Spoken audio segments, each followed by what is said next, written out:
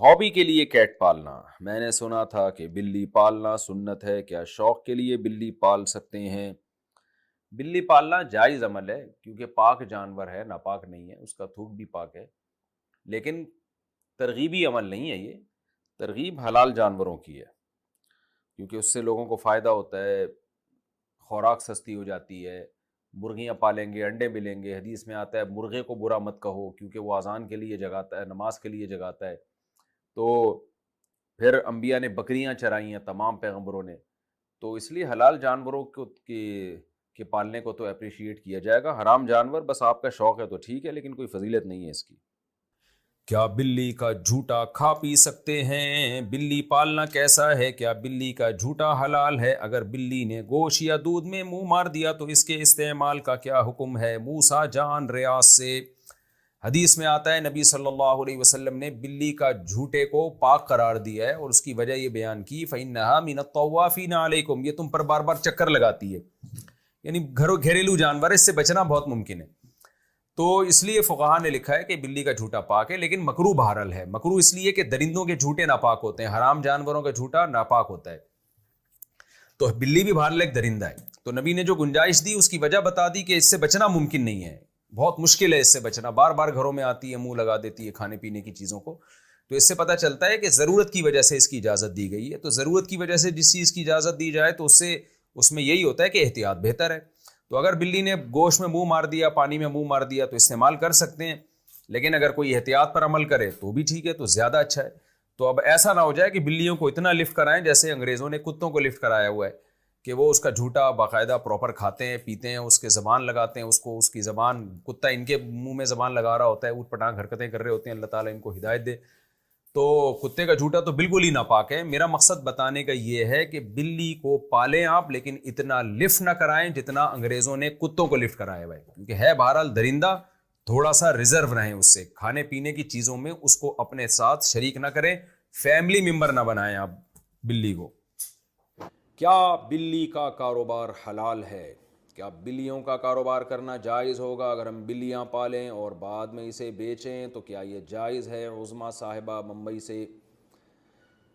دیکھیے جائز تو ہے مگر مکروہ ناپسندیدہ ہے۔ نبی صلی اللہ علیہ وسلم نے بلی کے جو اجرت ہے، یعنی بلی کو آپ فروخت کر کے جو اس کا ثمن حاصل ہوتا ہے، اس کو آپ صلی اللہ علیہ وسلم نے اس کو ناجائز قرار دیا ہے۔ تو جمہور علماء وہاں جو کہتے ہیں کہ آپ صلی اللہ علیہ وسلم نے اس کو پسند نہیں کیا، اس سے مراد کراہت تنزیہیہ ہے، یعنی حرام۔ بعض علماء تو حرام ہونے کے قائل ہیں، لیکن جمہور علماء کہتے ہیں کہ وہاں مراد جو نبی نے منع کیا ہے، یعنی بلی کے جو قیمت ہے اس کو کھانے سے، تو یہ ممانعت حرام کے درجے میں نہیں ہے بلکہ کراہت تنزیہیہ کے درجے میں، دوسرے دلائل کی روشنی میں۔ اس کی وجہ ہے کہ بلی کا جھوٹا حلال ہے، جھوٹا پاک ہے بلی کا، تو وہ ناپاک جانور نہیں ہے، تو اس لیے اس کے ناجائز ہونے کی اور کوئی وجہ نہیں ہے۔ البتہ اس حدیث کی روشنی میں بعض علماء کہتے ہیں کہ حرام ہے، لیکن جمہور علماء کہتے ہیں کہ مکروہ تنزیہی ہے۔ مکروہ تنزیہی کا مطلب ہوتا ہے ایوائڈ کرنا، بچنا بہتر ہے۔ تو مشورہ میرا یہ ہے کہ اگر آپ نے کوئی بلی بیچ دی ہے تو اس کی قیمت اگر آ گئی ہے تو ٹھیک ہے، لیکن آئندہ بہتر یہ ہے کہ اس کو کاروبار آپ نہ بنائیں۔ حرام میں نہیں کہہ رہا، قول میں وہی کر رہا ہوں جو جمہور کا قول ہے کہ حرام نہیں ہے، مکروہ تنزیہی ہے، لیکن بہتر یہی ہے کہ آپ اس سے اجتناب کریں۔ حلال جانوروں کا کاروبار کیا کریں، اس میں برکت ہوتی ہے، اس میں لوگوں کو فائدہ ہوتا ہے۔ بلیاں اگر معاشرے میں پھیلیں گی تو اس سے پبلک کو کیا فائدہ ہے؟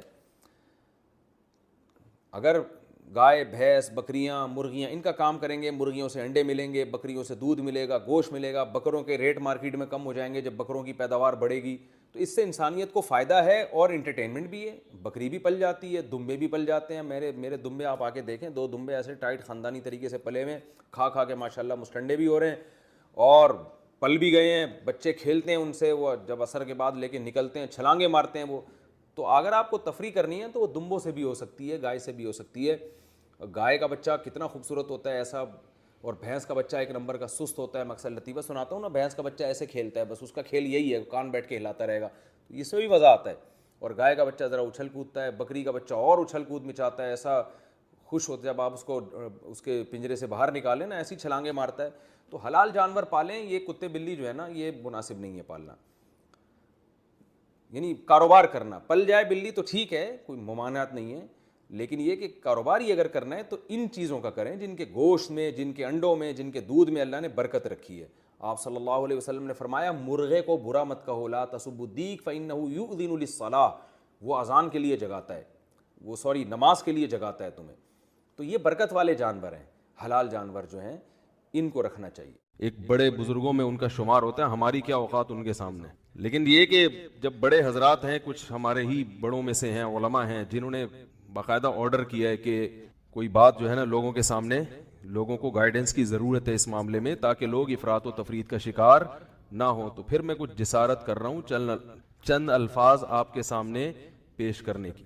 پہلی بات یہ ہے کہ مولانا طاری جمیل صاحب ایک صاحب رائے آدمی ہیں، ان کو اپنی رائے بیان کرنے کا پورا حق حاصل ہے. اس پر دنیا میں کوئی بھی پابندی، اس رائے بیان کرنے پر پابندی نہیں لگا سکتا.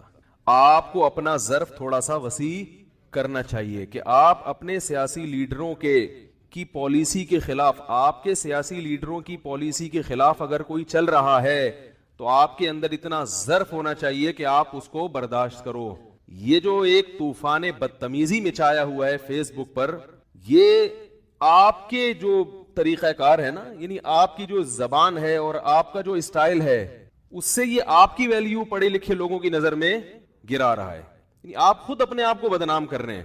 حضرت مولانا طاری جمیل صاحب سے اللہ نے جو دین کا کام لیا ہے، اتنا بڑا کام اللہ نے، اور ایسے جگہوں پر لیا ہے، یعنی ایسی جگہوں پہ انہوں نے کام کیا ہے کہ جہاں ان کے علاوہ کوئی بھی کام کرنے والا موجود نہیں ہے.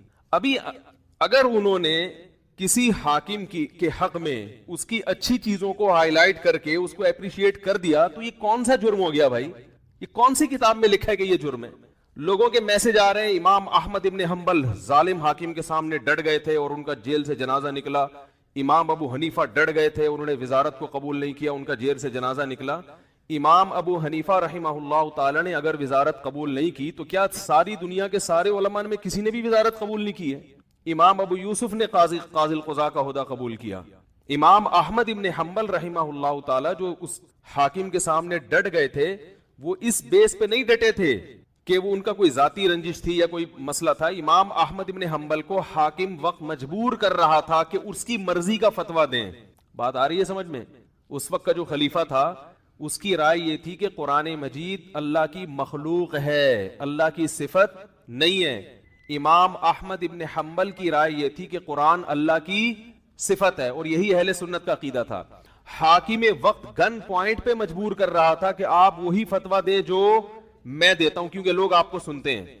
اگر کوئی حاکم کسی مفتی کو، کسی عالم کو مجبور کرے کہ جو میں رائے رکھتا ہوں آپ کو اسی پہ فتویٰ دینا پڑے گا، پھر کسی عالم مفتی کے لیے جائز نہیں ہے کہ وہ اپنے فتوے کو حاکم کے کہنے سے تبدیل کرے. یعنی حکومت کی اس قسم کی چاپلوسی کیا ہے؟ بولو نا بھائی، ناجائز ہے. ایسی چاپلوسی کہ آپ غلط بیانی شروع کر دیں. حضرت مولانا طاری جمیل صاحب نے یہ جو کلپ ہے جس میں عمران خان کی حمایت کی ہے انہوں نے، میں نے بار بار سنا اس کلپ کو، اس میں کہیں بھی ایسا نہیں ہے کہ کسی غلط بات میں عمران خان کی انہوں نے کیا کی ہو. لوگ کہہ رہے ہیں کہ عمران خان کی ابھی اسمبلی نے شراب کا بل پاس نہیں کیا تو مولانا نے اس کی مخالفت کیوں نہیں کی؟ تو مولانا حمایت بھی تو نہیں کی نا. نہیں یاری میرا خیال ہے بات. اگر مولانا اس کی حمایت کرتے کہ عمران خان اتنا اچھا آدمی، دیکھو اس کی اسمبلی میں شراب پر بل پیش ہوا اور وہ پاس نہیں ہوا، کتنا اچھا آدمی ہے، ماشاءاللہ ماشاءاللہ بہت زبردست کام ہو گیا، تو آپ کہتے یار یہ تو حکومت کی بالکل حمایت کر رہے ہیں. رہا یہ مسئلہ، ممکن ہے آپ یہ کہہ سکتے ہیں، پہلی بات تو میں ایک بات بتا دوں، مولانا طاری جمیل صاحب نے جو عمران خان کی حمایت کی ہے تو یہ پی ٹی آئی کی حمایت نہیں ہے، نہ پی ٹی آئی کی حمایت ہے نہ پی ٹی آئی کی مخالفت ہے. مولانا ان چیزوں میں نہیں پڑتے اور اب تک انہوں نے اپنا دامن ان چیزوں سے بچا کے رکھا ہوا ہے. اور میری رائے میں اگر وہ پی ٹی آئی کو برحق سمجھتے ہیں تو پی ٹی آئی کا نام لے کے بھی حمایت کر دیں. تو اگر آپ کو اس سے اختلاف ہے تو آپ ایک کلپ بنا دو کہ بھائی مولانا جو حمایت کر رہے ہیں ہمیں اس سے اتفاق نہیں ہے، اور مولانا کے جو دلائل ہیں ہم ان دلائل کو تسلیم نہیں کرتے اور اس کے غلط ہونے کے یہ دلائل ہیں. بات ختم ہو جائے گی. نہیں یاری میرا خیال ہے بات. بھائی اگر وہ پی ٹی آئی کی صراحتاً حمایت کریں نا مولانا طاری جمیل صاحب، ان کا حق ہے، حمایت کر سکتے ہیں، وہ عالم دین ہے، ان کی ایک سوچ ہے، ان کا ایک تجربہ ہے، ان کا ایک، اور حکمرانوں کے ساتھ اٹھے بیٹھے ہیں وہ. میں اور آپ اتنا قریب نہیں ہے جتنا قریب وہ رہے ہیں، تو ان کو زیادہ پتا ہوگا، ہم اور آپ کو زیادہ نہیں پتا. وہ ایک رائے رکھتے ہیں. اگر وہ صراحتاً بھی کہہ دیتے کہ پی ٹی آئی کو ووٹ میں یہ سمجھتا ہوں کہ پی ٹی آئی بہتر ہے. تو اگر آپ مسلم لیگ کے ہیں تو آپ ایک کلپ بنا دیں کہ مولانا کی رائے سے ہم اتفاق بولو بھائی نہیں کرتے. مولانا جو یہ دلائل دیے یہ دلائل پر ہمیں اعتراضات ہیں اور یہ اعتراضات ہیں, بات ختم ہو جاتی. منافق اور حکومت کا پٹھو, مجھے تو وہ الفاظ کہتے ہوئے شرم آ رہی ہے. یہ کون سا طریقہ ہے بھائی؟ رائے کی آزادی کا ہر ایک کو حق حاصل ہے. تو میں کہتا ہوں اگر وہ صراحتاً بھی حمایت کر دیتے, آپ ان کی مخالفت پر ایک کلپ جاری کر دیتے کہ ہم ان سے اتفاق نہیں کرتے, ختم ہو جاتی بات. جبکہ انہوں نے پی ٹی آئی کی حمایت نہیں کی ہے, انہوں نے عمران خان کی اگر حمایت کی ہے تو اس لیے نہیں کہ وہ پی ٹی آئی کا سربراہ ہے, اس لیے کہ وہ ملک کا سربراہ ہے. بات آ رہی ہے سمجھ میں؟ ملک کا سربراہ کوئی بھی ہو, اسلام اس بارے میں ہمیں ہدایات دیتا ہے کہ ملک کے سربراہ سے لڑ کے, اس کی گالی گلوچ کر کے, اس کی مخالفت کر کے آپ اس سے کام نہیں نکلوا سکتے. اسلام میں حکم ہے ملک کے سربراہ کی اطاعت کا, فرما برداری کا, اس کی تعظیم کا, اس کی عزت اور اس کے احترام کا. ہمارے اکابر کی تاریخ ہے یہ. امام احمد ابن حنبل کا جو حاکم وقت سے جھگڑا ہوا تھا, وہ حاکم نے زبردستی گن پوائنٹ پہ اپنی مرضی کا فتویٰ ان سے اگلوانے کا کہا تھا. یہ زیادتی ہو گئی تھی. اس کے باوجود امام احمد بن حنبل کے پاس لوگ آئے اور انہوں نے کہا کہ آپ قوم کو جمع کریں, ہم اس حاکم کی ایسی کی تیسی کر دیتے ہیں. آپ تاریخ اٹھا کے دیکھیں, امام احمد بن حنبل نے اس کام سے لوگوں کو منع کیا. تو مولانا طارق جمیل صاحب نے جو عمران خان کی حمایت کی ہے, اور یہ بھی میں عمران کی حمایت نہیں کی ہے, عمران خان جو اچھے کام کر رہا ہے مولانا کی نظر میں, مولانا نے ان اچھے کاموں میں کیا کیا ہے, لوگوں کو ترغیب دی ہے کہ اس میں عمران خان کا ساتھ دیں. اور میں بھی یہی کہتا ہوں, اور صرف عمران خان کے بارے میں نہیں کہتا, اگر نواز شریف کی حکومت ہوتی اور وہ کچھ اچھے کام کر رہا ہوتا تو میں بھی یہ کہتا کہ اس معاملے میں آپ کس کی حمایت کریں؟ نواز شریف کی حمایت کریں. زرداری بھی اگر کوئی اچھے کام کرے گا تو ہم ببانگے دہل یہ کہیں گے کہ اس کام میں آپ کس کی حمایت کریں. وہ الگ بات ہے اس بیچارے نے, یعنی اس میں ابھی تک اختلاف ہے کہ کوئی ایسا کام کیا بھی ہے کہ جس کو اچھا کہا جا سکے کہ نہیں, اس میں اختلاف ہے. کچھ کہتے ہیں کیا, کچھ کہتے ہیں نہیں کیا. تو کوئی بھی کرے گا. اس سے پہلے مولانا طارق جمیل صاحب نواز شریف سے بھی ملتے رہے, مسلم لیگ کے صدر سے, اور جتنے بھی سیاسی لوگ آئے ہیں, جتنے بھی حکمران آئے ہیں, مولانا ان کے ساتھ ہمیشہ اچھا سلوک بولو بھائی کرتے رہے. کیوں کرتے رہے یہ میں ابھی آ رہا ہوں اس پر, کیونکہ اس کو لوگ کہتے ہیں یہ تو حکومت کے چاپلوسی اور مکھن لگانے والی پالیسی ہے. علماء حق کا تو یہ کردار نہیں ہونا چاہیے.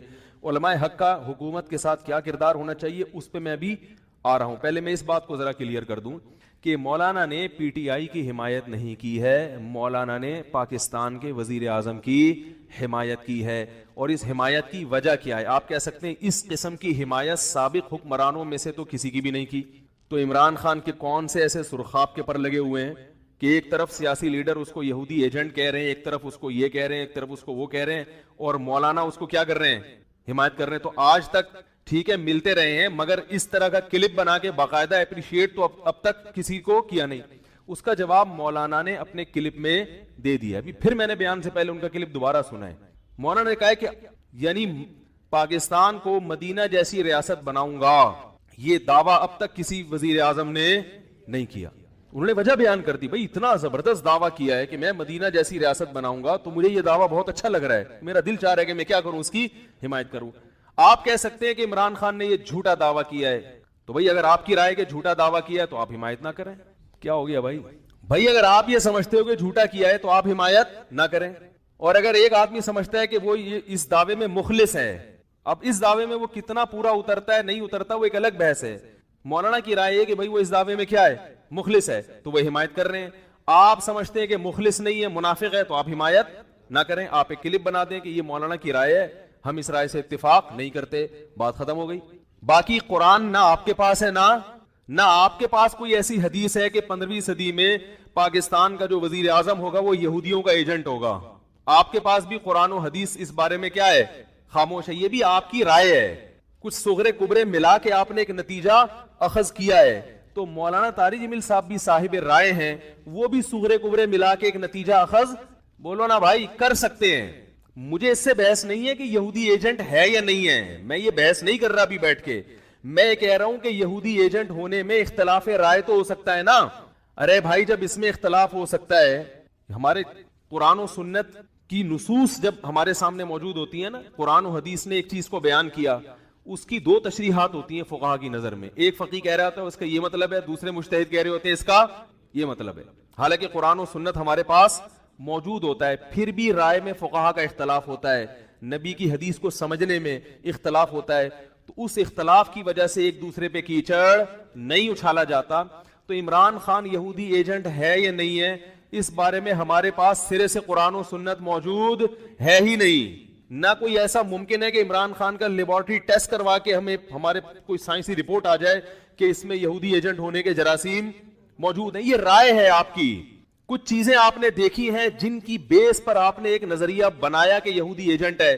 ہو سکتا ہے آپ کا نظریہ صحیح ہو, لیکن یہ بھی ہو سکتا ہے آپ کا نظریہ غلط ہو, یہ بھی تو ہو سکتا ہے. رائے یہ مسئلہ کہ میں یہ کہہ رہا ہوں کہ وہ صاحب رائے آدمی ہیں, ان کو اپنی رائے بیان کرنے کا پورا پورا حق موجود ہے, اور انہوں نے یہ نہیں کہا کہ پی ٹی آئی کو ووٹ دو. جتنے ہمارے سیاسی لوگ ہیں, جتنی سیاسی تنظیمیں جو ان کے اگینسٹ ہیں, کوئی ایک کی بات نہیں, جتنی سیاسی تنظیمیں وہ مولانا کے بیان سے یہ سمجھ رہی ہیں کہ اب اگلے الیکشن میں ہمارا پتہ صاف, اب تو سب پی ٹی آئی کو ووٹ دیں گے. مولانا نے پی ٹی آئی کو ووٹ دینے کا بولو بھائی نہیں کہا. میں تو کہتا ہوں اگر کہا بھی ہو تو چاہے میری رائے سے بھی اختلاف ہو, تو میں کہتا ہوں ان کی رائے ہے بھائی, ان کو بول, ان کی ایک رائے ہے, وہ صاحب رائے ہے, وہ کہہ سکتے ہیں. لیکن مولانا نے پی ٹی آئی کو ووٹ دینے کا بولو بھائی نہیں. انہوں نے کہا کہ ایک ایسا حاکم آیا ہے جو بار بار ہر تقریر میں یہ دعویٰ کر رہا ہے کہ میں پاکستان کو مدینہ جیسی ریاست بنانا چاہتا ہوں. یہ دعویٰ مجھے بہت, یہ الفاظ مولانا کے نہیں ہے, یہ تعبیر یعنی مولانا جو کہنا چاہتے ہیں وہ میں اپنے الفاظ میں اس کی تعبیر کر رہا ہوں. گویا مولانا یہ کہنا چاہ رہے ہیں مجھے اس کا یہ اسٹائل بہت بولو بھائی اچھا لگا, عمران خان یہ بات بہت اچھی کر رہا ہے. تو ان کی رائے بھائی, ان کو اچھا لگ رہا ہے, آپ کو نہیں لگے تو آپ بولے ہمیں اچھا نہیں لگ رہا, بس اتنا کافی ہے. ٹھیک ہے نا, اس سے زیادہ آپ آگے جائیں گے تو آپ حدود سے تجاوز کریں گے. رہا یہ مسئلہ اور ایک الزامی جواب, جو سیاسی تنظیمیں اپنے لیڈروں کے اشاروں پہ مولانا کی اتنی زیادہ مخالفت کر رہے ہیں, ان کے پاس تو ویسے بھی کوئی جواز نہیں ہے, کیونکہ ان کے جو سیاسی لیڈر ہیں وہ تو پتہ نہیں کس کس سے اتحاد کرتے رہے ہیں اپنے مفاد کی خاطر. اگر آج حضرت مولانا طارق جمیل صاحب عمران خان کو اپریشیٹ کر رہے ہیں, تو کل آپ اپنے سیاسی لیڈروں کو دیکھیں, کوئی ایسا سیاسی لیڈر نہیں آیا کہ جس کی پہلے پرزور مخالفت کی, اس کو مختلف قسم کے اسلام دشمن ایجنٹوں کا نام دیا گیا, ملک دشمن, اور پھر اسی کے ساتھ اتحاد کر کے نہ صرف یہ کہ اس کی حمایت میں بیان دیا گیا بلکہ اس کی حکومت کو مضبوط بنانے میں بہت بڑا کردار ادا کیا گیا ہے. تو آپ کیسے مولانا کی مخالفت کر سکتے ہیں بھائی؟ ہمارے جتنے سیاسی لیڈران ہیں ان کے کارکنان یہ نہیں دیکھتے کہ ایک سیاسی لیڈر دوسرے کے ٹانگے کھینچنے میں لگا ہوا ہوگا اور تھوڑے دنوں کے بعد اپنے سیاسی مفاد میں اسی کے ساتھ مل کے حکومت بنا رہا ہوگا, اور اسی کو کیا کر رہا ہوگا بولو بھائی. جنرل مشرف کے دور میں ایسا ہوا, ساری سیاسی تنظیموں نے مشرف کو پہلے ملک کا غدار, قادیانی, ایجنٹ, اسلام دشمن, امریکہ کا پٹھو, کیا کیا نہیں کہا ہوگا. تھوڑے دنوں بعد سب سے بڑا اتحاد کس سے کیا ہے؟ اس وقت مولانا طارق جمیل صاحب نے تو آپ کے خلاف کوئی بیان بولو بھائی نہیں دیا کہ تم منافق ہو. کل تم کہہ رہے تھے کہ یہ اسلام دشمن ہے, یہ یہودیوں کا ایجنٹ ہے, کوئی کہہ رہا تھا یہ قادیانی ہے, کوئی کہہ رہا تھا اس کی بیوی قادیانی ہے, کوئی کہہ رہا تھا یہ سیکولر آدمی ہے, کوئی کہہ رہا تھا کہ یہ تو پہلی تقریر میں کتا ہاتھ میں لے کے قوم سے خطاب کر رہا تھا, اس نے تو بتا دیا کہ میں تو اتا ترک کے نقش قدم پہ چلوں گا. تو مولانا نے تو کوئی بیان نہیں دیا آپ کے خلاف کہ اب جو یہودی, جس کو آپ یہودی کہہ رہے تھے, آج اسی کے ساتھ آپ نے اتحاد کر کے جمہوریت کا گلا بھی گھونٹا اور اسلام دشمن قوتوں کا ساتھ بھی دیا. آپ کہہ سکتے ہیں کہ ہمارے سیاسی مفاد تھے اس میں, ہم اس وقت کی نزاکت کو سمجھ کے مشرف کا ہم ساتھ دے رہے تھے. تو آج مولانا بھی یہ جواب دے سکتے ہیں کہ ہمارے بھی کچھ سیاسی مفاد ہیں جو اپنے ذاتی نہیں ہیں, بلکہ وہ کس کے مفاد ہیں بولو بھائی, وہ قوم کے مفاد میں. اور ہمیں مولانا پر یقین ہے, ان کے اخلاص پر, کہ وہ جو کچھ کر رہے ہیں قوم کے وسیع تر مفاد میں ہی کر رہے ہیں. لیکن ہمیں سیاسی لیڈروں پہ اعتماد نہیں ہے کہ وہ اگر کسی سے اتحاد کر رہے ہیں تو قوم کے وسیع تر مفاد میں کر رہے ہیں. ان میں یہ بھی اختلاف ہو سکتا ہے کہ اپنے ذاتی مفاد پیش نظر ہیں, اپنی سیاسی ساکھ کو برقرار رکھنا ہے, یا قوم کے وسیع تر مفاد. اس میں دو رائے ہو سکتی ہیں.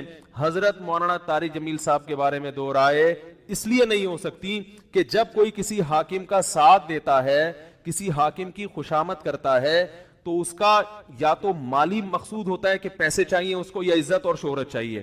دو چیزوں میں سے ایک چیز چاہیے ہوتی ہے انسان جب حکومت کا ساتھ دیتا ہے یا حکومت کی خوشامدیں کرتا ہے. یہی مقصد ہوتا ہے نا بھائی. جو لوگ بھی حکمرانوں سے ملتے ہیں جا کے ان سے بڑی تمیز سے بات کریں گے اور جی حضور کے نعرے لگائیں گے, ان کے پاس یا تو وہ پیسے چاہتے ہیں کیا خیال ہے بھائی؟ یا وہ کیا چاہتے ہیں؟ کوئی عہدہ یا شہرت؟ حضرت مولانا طارق جمیل صاحب کے پاس پیسوں کی کمی بولو بھائی نہیں، اور ایک ڈھیلا بھی مجھے نہیں، میرے علم میں نہیں ہے، نہ کوئی ثابت کر سکتا ہے کہ انہوں نے خوشامد کر کے کسی کی جیب سے 1 روپیہ بھی نکالا ہو، ایک ڈھیلا بھی نہیں نکالا ہوگا انہوں نے۔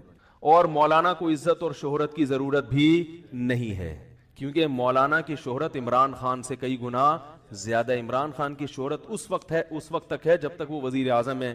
اگر وہ وزیر اعظم کے عہدے سے معزول ہو گیا تو مولانا طارق جمیل صاحب کے چاہنے والے، ان سے عقیدت کرنے والے پوری دنیا میں موت تک ان کے ساتھ رہیں گے۔ عمران خان کا ایسا ساتھ دینے والے لوگ نہیں ہیں۔ میں برائی میں نہیں کہہ رہا، نہ میں اچھائی میں کہہ رہا ہوں، میں ایک بات کر رہا ہوں۔ تو مولانا کو کیا، مولانا کا شمار کہا جاتا ہے کہ دنیا کے 5 مؤثر ترین لوگوں میں ہے، یعنی جو ریسرچ ہے نا کہ دنیا کے 5 وہ لوگ جن کو سب سے زیادہ دنیا میں سنا جاتا ہے، ان میں سے ایک کون ہے؟ حضرت مولانا طارق جمیل۔ تو یا تو وہ شہرت کے بھوکے ہوتے یا وہ عزت کے بھوکے ہوتے، تو پھر آپ امکان کے درجے میں یہ کہہ سکتے تھے کہ مولانا نے وزیر اعظم کی کے حق میں جو ایک بیان دیا ہے کہ اس کو اچھے کاموں میں اس کو اپریشیٹ کرنا چاہیے، تو ہم یہ کہہ سکتے تھے کہ بھائی مولانا کی نیت کیا ہے؟ بولو بھائی غلط ہے۔ یہ الزام بھی آپ مولانا پہ نہیں لگا سکتے۔ تو اللہ کے بندو اپنے ظرف کو کیا کرو۔ باقی میں ایک بات آپ سے کہتا ہوں کہ ممکن ہے لوگ کہیں کہ اچھے کاموں میں جب اس کو اپریشیٹ کیا جا رہا ہے تو عمران خان کے دور حکومت میں جو برے کام ہو رہے ہیں اس پہ بھی تو مولانا کا کلپ آنا چاہیے نا۔ سمجھ میں نہیں آ رہی بات آپ لوگوں کے بھائی؟ ممکن ہے آپ یہ کہہ سکتے ہو کہ جب اچھے کاموں میں اس کو اپریشیٹ کیا جا رہا ہے تو برے کاموں میں، بولو نا یار کیا ہو گیا، برے کاموں میں حوصلہ شکنی بھی تو ہونی چاہیے۔ تو یاد رکھیں شریعت نے ہمیں نہیں انل منکر کا حکم دیا ہے، نہیں انل منکر کا طریقہ کیا ہوگا یہ شریعت نے اس بارے میں ہمیں کیا چھوڑا ہے؟ آزاد۔ منکر یعنی گناہ کو روکنا، معاشرے سے برائی ختم کرنا، یہ ہم سب کی ذمہ داری ہے، اور واعظین کی ذمہ داری لوگوں سے زیادہ ہے، عام لوگوں سے زیادہ ہے۔ لیکن منکر کو روکنے کا طریقہ وہ آپ کا نہیں ہوگا، وہ جو روکنا چاہ رہا ہے وہ خود فیصلہ کرے گا کہ میں نے کس طریقے سے کسی کو گناہ سے روکنا ہے۔ گناہ سے روکنے کا ایک طریقہ یہ ہوتا ہے کہ کوئی گناہ کر رہا ہے، آپ بازو پکڑیں اور بولیں اس کو کھینچ، شراب خانے سے نکال لیں، شراب کی بوتل توڑ دیں اور 2 چماٹ لگائیں، اس کے بولیں چل دفعہ ہو یہاں سے۔ یہ بھی ایک گناہ کو روکنے کا طریقہ ہے۔ بات نہیں آ رہی میرے خیال سمجھ؟ یہ طریقہ، اس کا اختیار صرف گورنمنٹ کے پاس ہے۔ یہ والا اسٹائل ہے نا گناہ سے روکنے کا، ڈنڈے کے زور سے، یہ آپ کو اختیار ہے اپنی بیوی بچوں پہ، اپنی اولاد پہ۔ اس کے علاوہ زبردستی آپ کسی کو گناہ سے، بولو نا بھائی، نہیں روک سکتے۔ یہاں تک کہ امام ابو حنیفہ رحمہ اللہ تعالی کی رائے ہے کہ اگر کسی نے کسی شخص کے گناہ کے آلات لے کے توڑ دیے تو اس پر ضمان واجب ہے۔ آپ نے کسی گلوکار کو گاتے ہوئے دیکھا، وہ بجا رہا ہے اپنا باجا، تو یہ گناہ کا آلہ ہے نا، گناہ معصیت کا آلہ ہے، وہ اپنا وہ ٹڑنگ ٹڑنگ بجا کے ناچ رہا ہے، گٹار۔ تو آپ نے کیا کیا؟ آپ نے کہا، نبی صلی اللہ علیہ وسلم کی حدیث ہے، من رأى منکم منکرا فلیغیرہ بیدہ، حدیث میں آتا ہے جو گناہ کو دیکھے اسے چاہیے اپنے ہاتھ سے تبدیل کر دے، اگر استطاعت نہیں ہے تو زبان سے۔ آپ نے کہا مجھ میں چونکہ استطاعت ہے، آپ گئے اس کا باجا لیا، دھاڑ کر کے توڑا اور نعرہ تکبیر لگاتے ہوئے بھاگ گیا کہ آج میں نے گناہ کو اپنے ہاتھوں سے توڑ دیا ہے، اور یہ حدیث پیش کی آپ نے۔ تو مجتہد کیا کہتے ہیں امام حنیفہ، جن کو مجتہد اعظم قرار دیا گیا ہے، وہ کہتے ہیں کہ آپ کو اس کے باجے کے پیسے، بولو بھائی، دینے پڑیں گے، کیونکہ ڈنڈا چلانے کا اختیار کس کے پاس ہے؟ آپ صرف اپنے بچے کے ہاتھ میں اگر باجا نظر آئے نا، گٹار، اس کو تو توڑ سکتے ہیں۔ بیگم صاحبہ اگر گٹار گھر میں بجا رہی ہیں، آج تو بیگم پہ زور نہیں چلتا، تو حکومت پہ زبردستی کیسے کروائی جا سکتی ہے بھائی؟ کئی لوگ مجھے کال کر کے کہتے ہیں کہ مفتی صاحب میری بیگم پردہ نہیں کرتی۔ میں کہتا ہوں شادی سے پہلے نہیں کرتی؟ ہاں پہلے سے نہیں کر رہی ہے، تو برداشت کرو بھائی، اب محبت کے علاوہ آپ کے پاس کوئی آپشن نہیں ہے۔ وہ کہے گی کہ اگر پردے والی سے کرنی تھی تو مجھ سے کیوں کی؟ تو آپ بھائی محبت سے سمجھا سکتے ہو۔ تو جب اس زمانے میں بیوی پر زبردستی نہیں کی جا سکتی تو کیا حکمرانوں پہ زبردستی ہو سکتی ہے؟ تو امام حنیفہ کہتے ہیں گٹار اگر آپ نے توڑ دیا تو آپ کو پیسے دینے پڑیں گے۔ دلیل کیا ہے؟ دلیل یہ ہے، آپ کہہ سکتے ہیں مجھ میں استطاعت تھی، وہ کہتے ہیں یہ استطاعت نہیں ہے، کیونکہ اس کے جو نتائج نکلیں گے اس سے معاشرے میں فساد پیدا ہوگا۔ استطاعت کا مطلب یہ ہے کہ گناہ سے آپ نے جب لوگوں کو روکا تو اس کے جو سائیڈ افیکٹ ہیں ان سے بچنے کا آپ نے آپ کے پاس اس کی کیا دوا ہے بھائی؟ ہر بیماری کی دوا کے سائیڈ افیکٹ بھی ہوتے ہیں نا۔ ایک مریض ہے، وہ بیچارہ اتنا کمزور ہے کہ وہ آگمنٹن 500 mg برداشت ہی نہیں کر سکتا۔ آپ نے کیا کیا کہ چونکہ مرض بہت شدت سے پھیل چکا ہے اور اینٹی بایوٹک کھلانا ضروری ہے تو آپ نے 500 mg کی 4 گولیاں اس کو کھلا دی کہ تاکہ جتنے جراثیم ہیں وہ ایک دم وہ سارے جراثیم کیا ہو جائیں, ختم ہو جائیں. اس سائیڈ ایفیکٹ میں وہ جو اتنا بڑا جرثومہ ہے نا جو مریض ہے وہ بھی کیا ہو گیا. تو بھائی اس کا سائیڈ کے نتائج جو اس کے ضمنی نتائج نکلیں گے, ضمنی نقصانات ہوں گے, اس کی بھی پہلے سے تلافی بولو بھائی ضروری ہے. تو امام حنیفہ کہتے ہیں کہ گورنمنٹ یا حکومت جب ڈنڈا چلاتی ہے تو اس کے پاس سائیڈ ایفیکٹ سے بچنے کے طریقے بھی ہوتے ہیں, بلکہ اس کے سائیڈ ایفیکٹ ہوتے ہی نہیں ہیں, اس کے ضمن نقصانات ہوتے ہی نہیں ہیں, اور اگر ہو تو حکومت کے پاس اس کا حل ہوتا ہے. پبلک جب یہ کام کرے گی اور قانون اپنے ہاتھ میں لے کے لوگوں کے معصیت کے وہ باجے توڑے گی اور جا کے ویڈیو سینٹروں جو فلمی جہاں گانے وغیرہ ان دکانوں پہ آگ لگائے گی یا توڑے گی, تو اس کے جو سائیڈ ایفیکٹ ہوں گے ان کا لوگوں میں تحمل نہیں ہوتا. نتیجہ کیا نکلے گا کہ برائی وقتی طور پہ ختم ہوگی مگر نتیجے کے لحاظ سے برائی اور زیادہ پھیلے گی. تو نہی عن المنکر کا جو حدیث میں آتا ہے نا کہ من رأى منکم منکرا فلیغیرہ بیدہ, جو تم میں کسی منکر کو اپنی آنکھ یعنی دیکھے تو اسے چاہیے اپنے ہاتھ سے تبدیل کر ڈالے. فإن لم یستطع, اگر استطاعت نہیں ہے تو پھر کس سے کہے, زبان سے. آگے حدیث پوری سمجھیں. استطاعت نہ ہونے کا مطلب سمجھ میں آیا, یہ مطلب نہیں ہے کہ جا کے توڑ دیا, وہ تو اس کی استطاعت تو ہر ایک کے پاس ہوتی ہے. آپ بندوق لے کر جائیں اور جتنے جو فلمیں انڈین فلمیں جن دکانوں میں بک رہی ہیں سب کو فائرنگ کر کے ہلاک کر دیں. آگے کیا ہوگا وہ آپ نے سوچا ہے پہلے کہ نتیجہ کیا نکلے گا اس کا. تو استطاعت کا مطلب یہ ہے کہ ان نتائج کا بھی آپ میں تحمل ہو, اور یہ بھی مطلب ہے کہ اس کے نتیجے میں مزید کوئی بڑا فساد پیدا نہ ہو.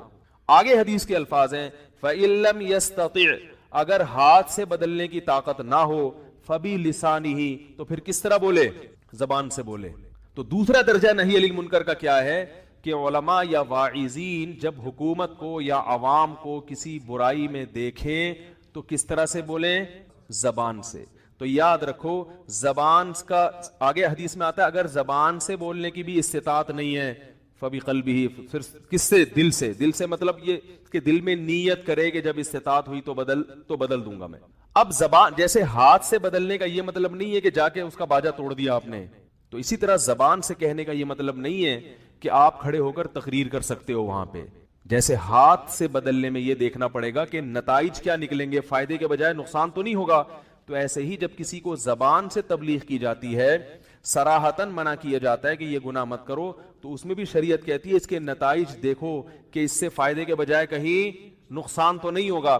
بعض دفعہ زبان سے کہنے میں بھی فائدے کے بجائے الٹا نقصان ہو رہا ہوتا ہے, اور دن رات اس کا گھروں میں مشاہدہ ہو رہا ہے. کتنے لوگوں کی کالز آتی ہے, میں بعض لوگوں کو منع کر دیتا ہوں اپنے بیٹے کو نماز کا بھی مت کہو کیونکہ وہ چڑ میں آ گیا, ضد میں آ گیا ہے, چھوڑ دو اس کو اپنے حال پہ. لوگ اپنے ماں باپ کے بارے میں میرے پاس آتے ہیں کہ میرے والد نماز نہیں پڑھتے. میں نے کہا ایک دفعہ کہو, 2 دفعہ کہو محبت سے, بس اب کیا کرو, خاموش, کیونکہ اب بار بار بولو گے تو فائدے کے بجائے کیا ہوگا. تو میرے بھائی جب اپنے گھر میں ہم زبان سے تبلیغ کرنے سے پہلے 100 دفعہ سوچتے ہیں, تو کیا حکمرانوں کو زبان سے تبلیغ کرنے سے پہلے 100 دفعہ سوچنے کا حکم نہیں ہے کہ فائدہ ہوگا کہ نقصان ہوگا. حضرت مولانا طارق جمیل صاحب چونکہ دائی ہیں, وہ زبان سے روکنے سے پہلے 100 دفعہ سوچیں گے کہ میں نے اگر عمران خان کو یا وزیر اعظم کو یا فوج کے سربراہ کو یہ کہہ دیا کہ یہ جرم ہے, اس کا یہ نقصان ہے, تو کہیں اس کا فائدے کے بجائے نقصان نہ ہو. تو ان کی رائے ہے, وہ یہ سمجھتے ہیں کہ میرے لیے ایسے موقع پہ خاموشی بولنے سے زیادہ بہتر ہے.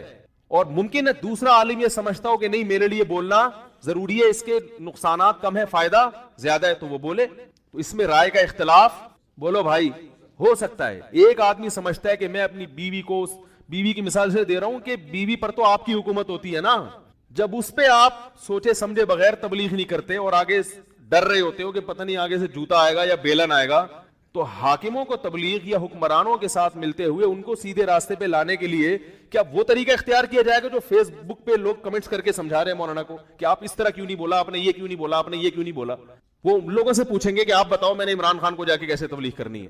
تو سینس لیس لوگ ہیں, جذباتی لوگ ہیں, یہ لوگ مذہب کو بدنام کرنے والے لوگ ہیں.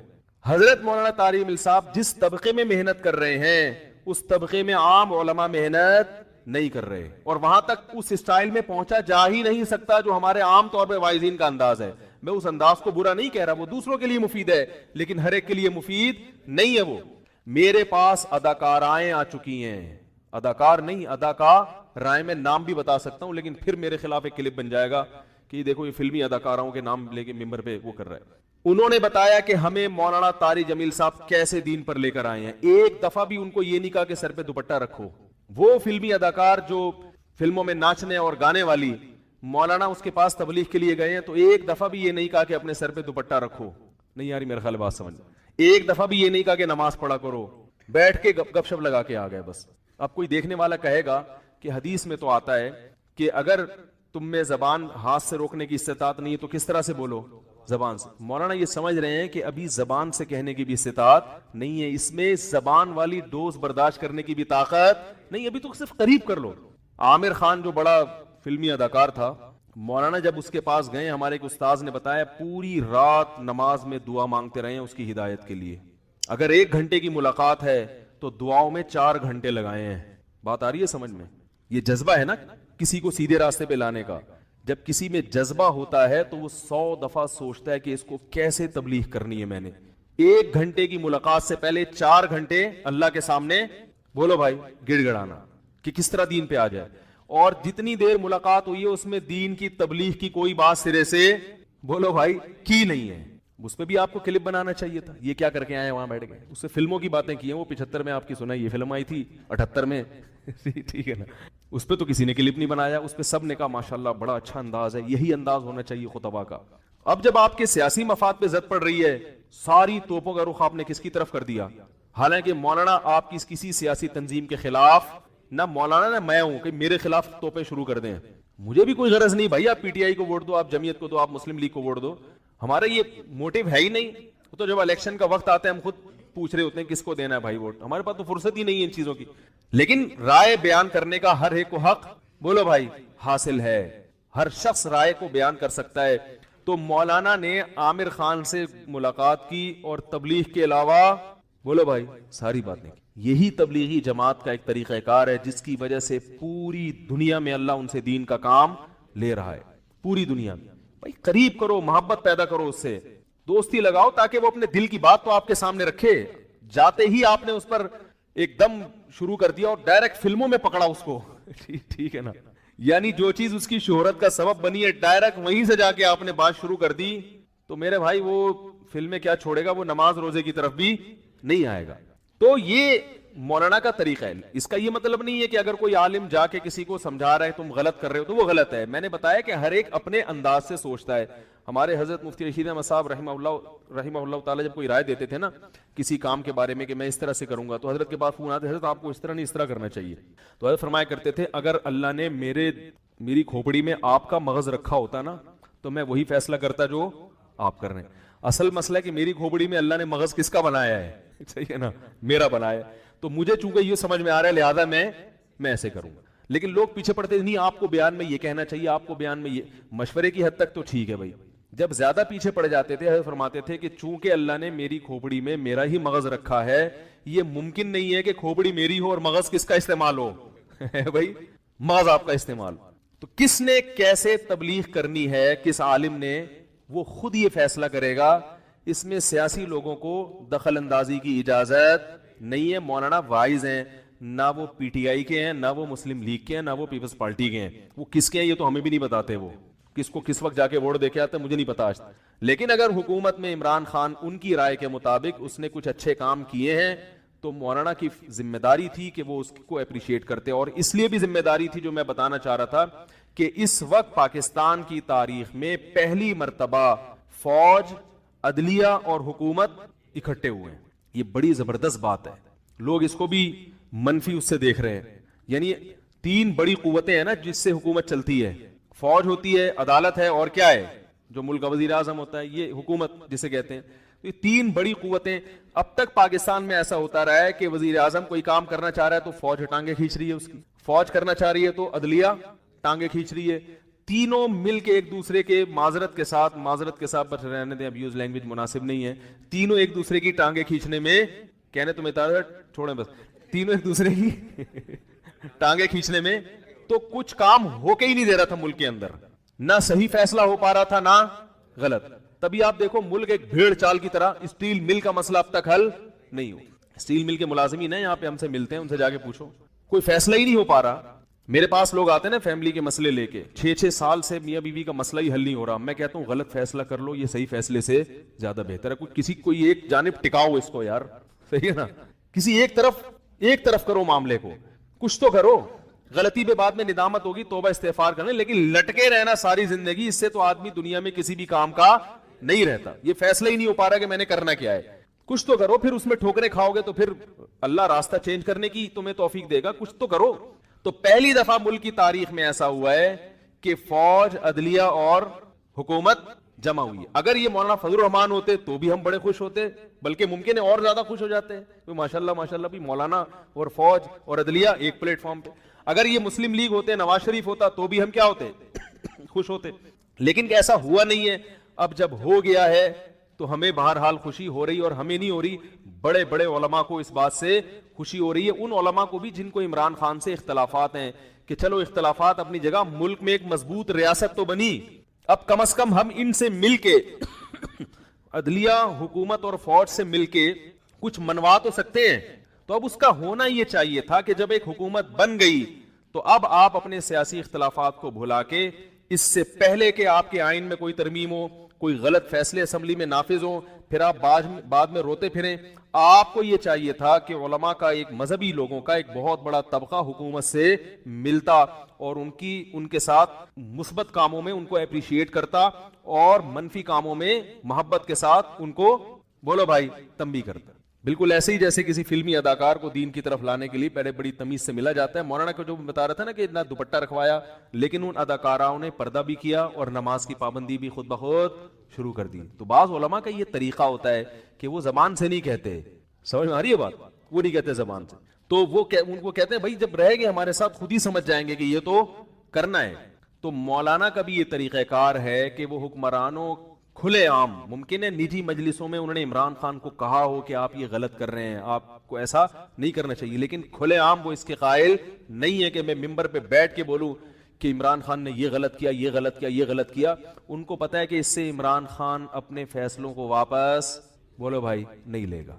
وہ یہ سمجھتے ہیں کہ جڑ کے, قریب ہو کے, محبت سے, خیر خواہی کے جذبے سے اگر میں کوئی بات کہوں گا تو ماننے کی کچھ نہ کچھ امید ہے.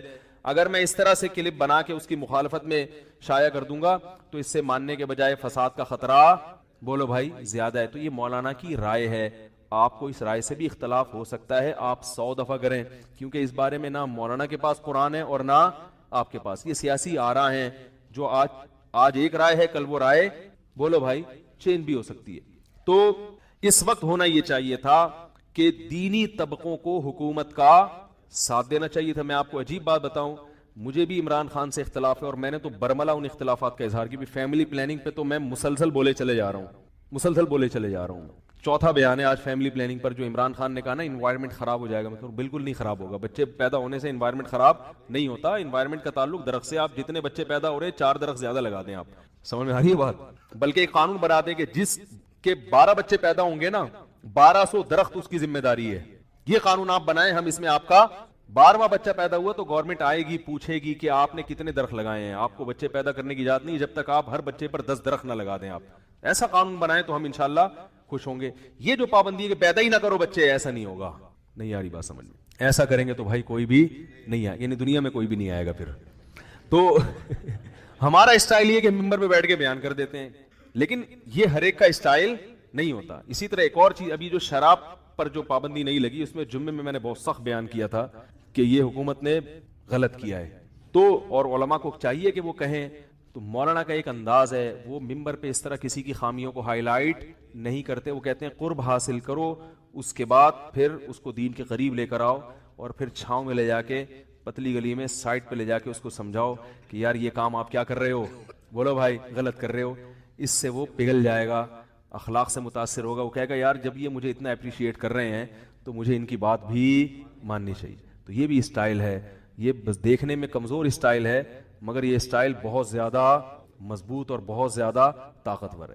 تو مولانا طارق جمیل صاحب نے جو کچھ کہا 100% درست کیا اور فرض کفایہ ادا کیا ہے, کیونکہ ابھی اسٹیبلشمنٹ, حکومت اور عدلیہ کا مذہبی طبقے سے فاصلہ بہت تیزی سے بڑھتا چلا جا رہا ہے, اور اس کے بہت خطرناک نتائج فیوچر میں نکلنے والے تھے.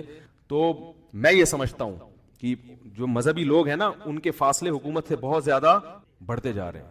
یہ اگر فاصلے حد سے زیادہ بڑھ جاتے پھر آپ کے خلاف جو قانون سازی ہوتی آپ کچھ بھی نہیں کر سکتے تھے. تو یہ فاصلوں کو کم کرنا ممکن ہے. بہت سے علماء اس کے قائل ہوں کہ ہم اس فاصلے کے کم کرنے کے قائل نہیں ہیں, ٹھیک ہے ان کی رائے ہے, لیکن کچھ علماء, بڑے علماء میں جن کو میں جانتا ہوں, میں نام نہیں لوں گا ان کے, وہ اس کے قائل ہیں کہ یہ فاصلہ کیا ہونا چاہیے, سمٹنا چاہیے. لیکن وہی بات ہے کہ یہ سمٹنے کی پہل کون, یہ فاصلے کو ختم کون کرے گا, کیونکہ ہر شخص ڈرتا ہے کہ میں نے کیا تو میں بدنام ہو جاؤں گا. لوگ کہیں گے یہ لبرل ایک یعنی ایک کھلاڑی کا ساتھ دے رہے ہیں, اس طرح کے طنز آئیں گے نا. تو مولانا طارق جمیل صاحب نے ہمت کی ہے اور لوگوں کی ملامت کی پرواہ نہیں کی, اور جو بات ان کے ذہن میں تھی انہوں نے الحمدللہ بیان کر دی, اور اس کا اسلام کو فائدہ ہوگا. بات آ رہی ہے سمجھ میں. ختم نبوت کے حوالے سے بھی عمران خان سے 100 دفعہ اختلاف کے باوجود عمران خان نے ختم نبوت کا مسئلے پر بھی علماء کو بلایا ہے, علماء سے ملاقات کی پوری کوشش کی, مگر بہت سے علماء, میں نام لینا مناسب نہیں سمجھتا, وہ عمران خان سے بولو بھائی نہیں ملے. ان کی کوئی سیاسی مجبوریاں تھیں یا کیا تھا, وہ یہ سمجھتے تھے کہ ہمیں کیش کرا رہا ہے, واللہ عالم.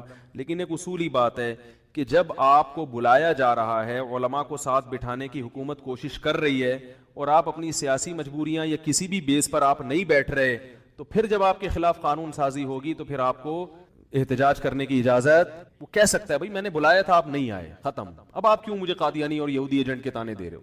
تو ایسا ہوا ہے کہ عمران خان نے کوشش کی علماء کو ساتھ بٹھانے کی, چند علماء کو جو مشہور علماء ہیں, یعنی بڑے طبقے کے علماء ہیں, لیکن ان علماء نے انکار کر دیا. میں ان علماء پہ طنز نہیں کر رہا, ہو سکتا ہے ان کی کوئی مجبوری ہو کہ بھئی یہ ہمیں کیش کرانا چاہ رہا ہے یا کیا کرنا چاہ رہا ہے, لیکن بات یہ کہ ہم دلوں کا حال نہیں جانتے. ایسے تو کوئی بھی کہہ سکتا ہے, تو اس کے لیے حجت تمام ہو سکتی تھی. تو اللہ تعالیٰ مولانا طارق صاحب کو دنیا اور آخرت کی بھلائیاں دے, انہوں نے آگے بڑھ کے قدم اٹھایا تاکہ علماء اور حکومت کے درمیان فاصلے, اگر وہ بھی کہتے جاؤ تم یہودی ایجنٹ ہے, تو پتہ نہیں کیا کیا جو فوج الزامات لگ رہے ہیں, تو وہ کہتا ٹھیک ہے بھائی ٹھیک ہے, پھر ہم نے جو یہ نعرہ لگایا مدینہ کی ریاست, ہم یہ نعرہ واپس لے رہے ہیں, یہ ملک سیکولر بنے گا, یہ اسلام کا قلعہ بنی نہیں سکتا. اس کے پاس ایک جواز ہوتا. اب ممکن ہے مدینہ کی ریاست بنائے یا نہ بنائے یہ تو میں نہیں جانتا, لیکن حجت تو تام ہو گئی نا. کہہ تو سکتے ہیں کہ آپ دعوے کیا کر رہے تھے اور آپ کر کیا رہے. ان سے پہلے جو حکمران تھے وہ تو اسلام کا نام لینا ہی چھوڑ دیا تھا. میں ذاتی طور پر عمران خان کی جو بھی تقریر میں نے سنی ہے بلا مبالغہ, مجھے نہیں پتا کہ وہ یہودی ایجنٹ ہے یا نہیں ہے, مجھے نہیں پتا, لیکن اللہ کی قسم ان تقریروں میں جو مزہ آیا ہے